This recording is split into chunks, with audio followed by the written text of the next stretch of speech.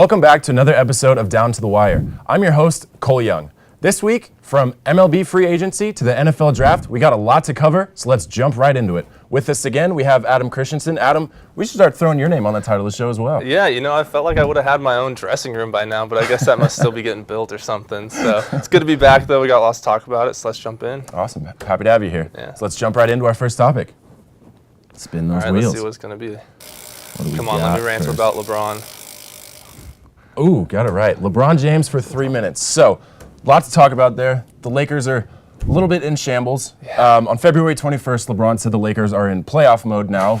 I'm not entirely sure what that means. But since he said that, they're 2-6 now. Yeah. Moved to 30-34 on the season. They lose to a 15-31 Suns team, and then they lose to the Clippers last night by, I think it was 8 points. What's going on in the Lakers locker room? Yeah, it's hard to tell. He keeps talking about distractions when really, in reality, he's one of the bigger distractions on the team right now. That does come with LeBron in general. He's one of the most popular people in sports. He's going to bring a lot of media attention. Yeah, so he's always going to bring a lot of media attention, but usually he's been able to put that aside and kind of will his team to victory, and he's just been good. He hasn't been that great, excellent, top of the NBA force. He's got guys like James Harden who are carrying their teams, and he's sitting here struggling to find that chemistry with his team. Still not that bad of stats, though. He's averaging 27 points per game, just under 9 rebounds per game, 8 assists, so he's not doing terrible. But you also have to keep in mind the Lakers they're dealing with injuries. Lonzo Ball's been hurt. Kyle Kuzma just got hurt. Brandon Ingram's been out. LeBron's had that nagging groin injury. He's only played 45 of their 64 games. So yeah, and this was always supposed to be a season where they really weren't going to be that championship pedigree team. If they were going to do anything this year, it was going to have to be sort of a miracle run type of season. They're just not that full, well-rounded team that they plan to be maybe next year when they get a key free agent. That's always been the goal. So yeah, injuries do hurt them, especially with that young group. You want them playing as much as they can to develop that chemistry, and they just haven't had that opportunity. So maybe as this stretch run goes, they don't really have a chance of making the playoffs. I think it's 0.1%. Less than 0.1%. Yeah, less than 0.1% now. So I honestly think would it be a bad idea to just kind of shut LeBron for 25% of the rest of the season? Only play him a couple of every other game and get that draft pick, because this is a good draft class that we have coming up. Absolutely. The top 10 players can all realistically make impacts at the next level next year. So I think that would help a lot. So looking forward to next year, what do you think the team's going to look like next year? You think Walton's going to be gone? You think Kuzma, Ball, you think all of them are still going to be there? Or are they going to clean house and try to make room for another superstar? Yeah, I definitely think Walton's gone. There's just too much writing on the wall, and if you're Luke Walton, why would you want to stay around? You got in a city that's already kind of turning against you. Your star player who basically becomes a player coach hates you. So. Yeah, and he hates you. LeBron's going to want to get Tyronn Lue back in there so he can run the show. So he knows he can be the coach. Be the figurehead. Yeah. Yeah. So if you're Luke Walton, why would you want to stay? But I do think the one guy you can't lose is Kuzma. He's just too good of a young talent. He should be a part of this team's plan going forward, and I think he is. But you got to get a free agent if you really want to compete with Golden State next year. Even if they lose Kevin Durant, they're still the top team in the West, and if you want to go against them, LeBron's just not enough anymore. He needs somebody with him that wouldn't mind being a number 2 to his superstar status. So maybe a guy if they can get AD, it's going to take the whole team. But it might take the entire starting whole five, team. But it might be worth it. It might. AD is Anthony Davis is one of the next great players in the NBA, if not already. So that's a very good point. Well, we're out of time for that one, so we'll move on to our next topic. We'll spin the wheels and see what we got going on next. Let's do it. Yeah, they should be going all in for AD. Oh, yeah. Why wouldn't you? All right, so we got Jason Witten for 1 minute. All right. So, Jason Witten, former Dallas Cowboys tight end, retired after 2 seasons ago now, to be announcer. And he was doing all right for Monday Night Football. Not great, not as good as his ex-quarterback, Tony Romo. But he just announced he's going to go back to football. Yeah. He signed another contract with the Cowboys, 1 year for $3.5 million. It's hard. It's very hard for professional athletes to walk away when it's something that's been your entire life from the second you could put on a helmet to when you're almost 40 years old. It is hard to walk away, but health purposes, do you think it's worth it for him? Do you think it's worth it to come back, or will he produce like he used to do? With such a physical position like tight end, it's tough to say if it is worth it. This is a guy who's had injuries in the late stages of his career. You saw his production drop from almost 1,000 yards per season to 500 in his last year. That's part of the reason why he left in the first place, was because he was getting so banged up. So maybe this time off has helped him get healthy. But yeah, who knows? He's not really. It's not a bad life playing in the NFL. Maybe just like you said, he's 40. He's been playing his whole life pretty much. It's hard to walk away from that. so I'm not surprised. I'm not either. You know, I walked away from football myself, so I'll tell you it's not easy. All right, we'll move on to our next topic. Yeah, you know, sometimes they just force you to walk away. That's true. Yeah. Eventually just not good enough. We got MLB free agency for 2 minutes. Wow, So lots going on here. two major headlines there. First one, Bryce Harper, the former NL MVP of the Washington Nationals, gets picked up by the Philadelphia Phillies, signs a record-breaking 13-year, $330 million contract. That is just absolutely unbelievable. How do you feel about this acquisition by the Phillies? You know, one person who's probably mad is A-Rod, who just saw his record-breaking contract get eclipsed twice within a month. He can't be happy about that, knowing his ego. But yeah, you know, he's one of those players where it might be worth it, but you can't sign him for any less than this. So if you're really going to take a shot like the Phillies did, and they want to be a competitive team for the next couple of years, you got to take this shot and sign him into a term where maybe, I mean, he is in the middle of his prime, but towards the end of this contract, obviously he's not going to be what he is now. Yeah, 13 years down the road, you're not going to be as good as you are in your prime. No, and you just kind of got to bite that bullet if you're the Phillies and get him for what he is now. And then it's a good contract. I mean, it leaves them room to go sign somebody else. They've already been talking about signing Mike Trout. Bryce Harper has come out publicly and said that he's going to try to recruit him. Who wouldn't, by the way? He's one of the best baseball players ever. As an Angels fan, I would hate to see that happen, but I understand. Right there with you, I know. I mean, they haven't surrounded him with anything, so why would you want to stay? And he's from Philly, so it makes a lot of sense. And I think Harper did a good thing by trying to leave room, because honestly, I don't know if he can do it on his own. He does need somebody else in that lineup to help him out. Like you said, look at Mike Trout. Before they brought in Ohtani, he was struggling with just him being the number one guy. So he's going to get surrounded by some talent in Philly. Yeah. And we were mentioning his contract. On top of the $330 million, he also has $800,000 in possible benefits if he wins a Golden Glove, if he makes the All-Star game, all that things.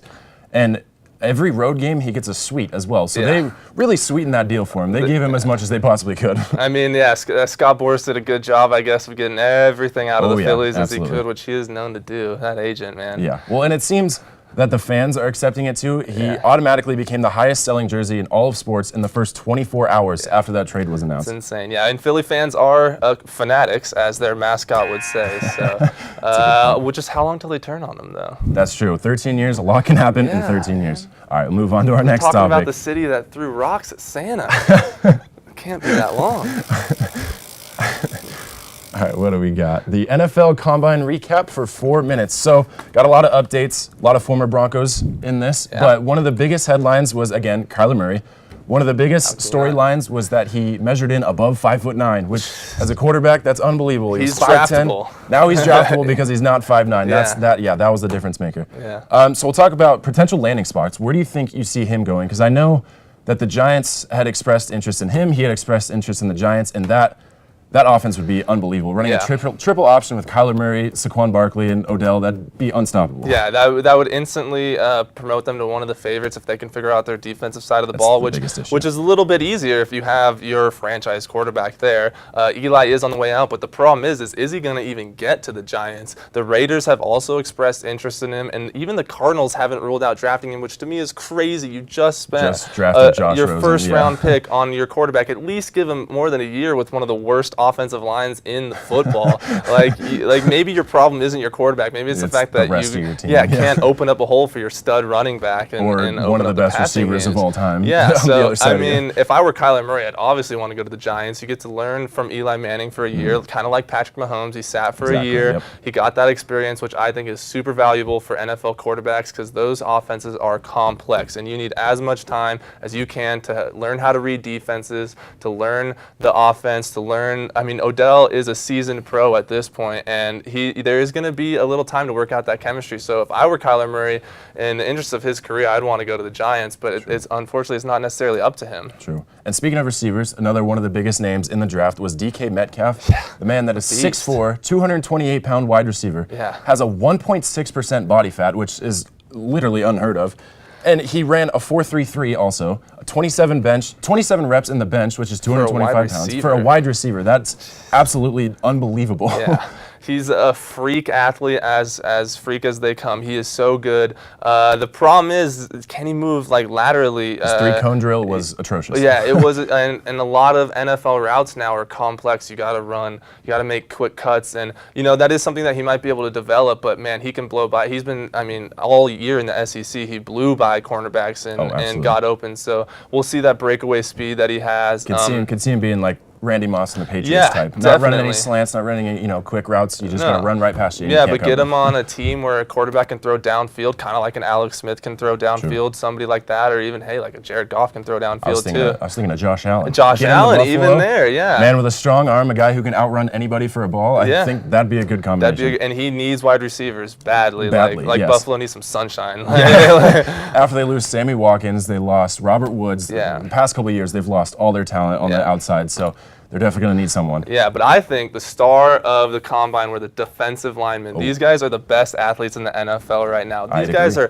6'4", 6'5", 270 pounds, and they're running the 40 in like 4.6. I think there was one that ran a 4.41. Montez Sweet from Mississippi State ran a 4.41 as a defensive lineman. At 6'6", 245. Yeah, that's insane to me. That's basically like being chased down by a refrigerator. Yeah, that can run 30 miles an hour.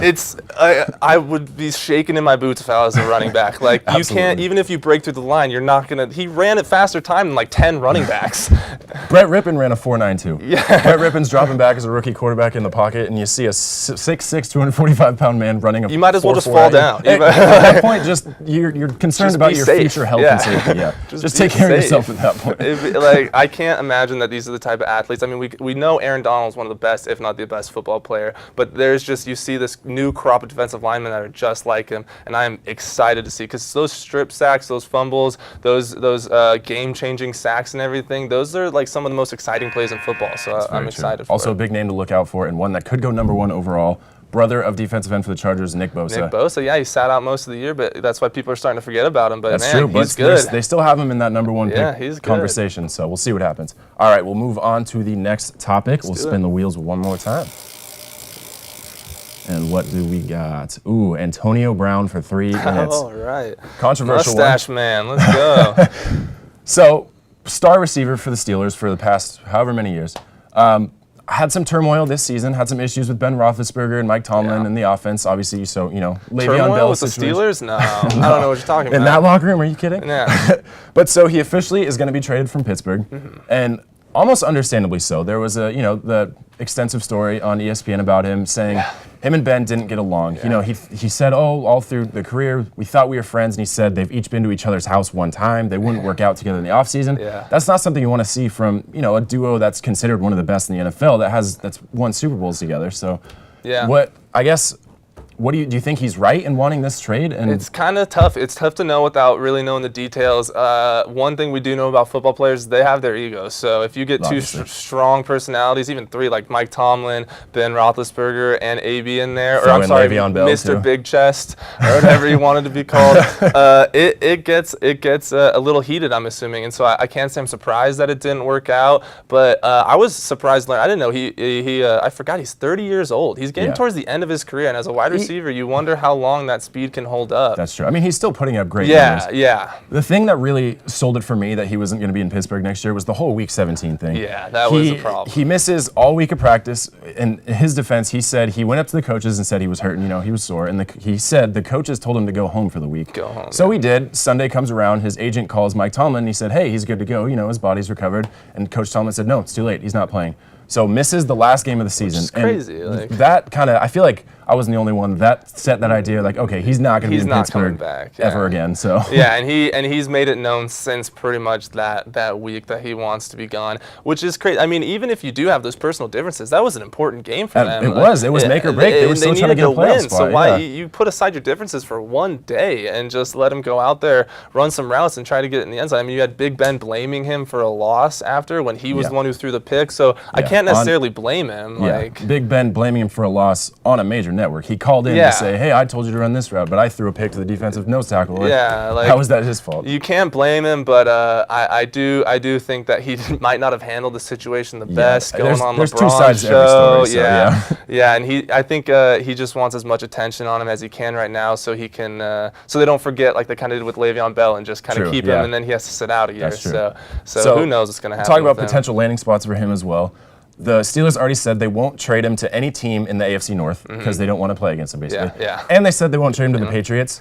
Just hilarious. That is hilarious. That would have been. I would have kind of loved to see Antonio Brown try to deal with Bill Belichick and Tom Brady. I don't know, because somehow they would have made it work, and they would have won another Super Bowl, and the USA would just be not happy again. So I think it's for the betterment of society that he doesn't go to the Patriots. Yeah, definitely. Where do you think he could land, though? I think the Raiders are a good option for him. They need a wide receiver. They have a decent quarterback. There's nothing around him. So That's true. That's true. He's also expressed a lot of interest in the 49ers. So he has, yeah. We'll see how that turns out, and we will report back. All right, that's all we have for this week's edition of Down to the Wire. Again, I'm your host, Cole Young. Thank you, Adam, for being with us again. Thank you, man. Appreciate it. All right, tune in next time. Thanks for watching.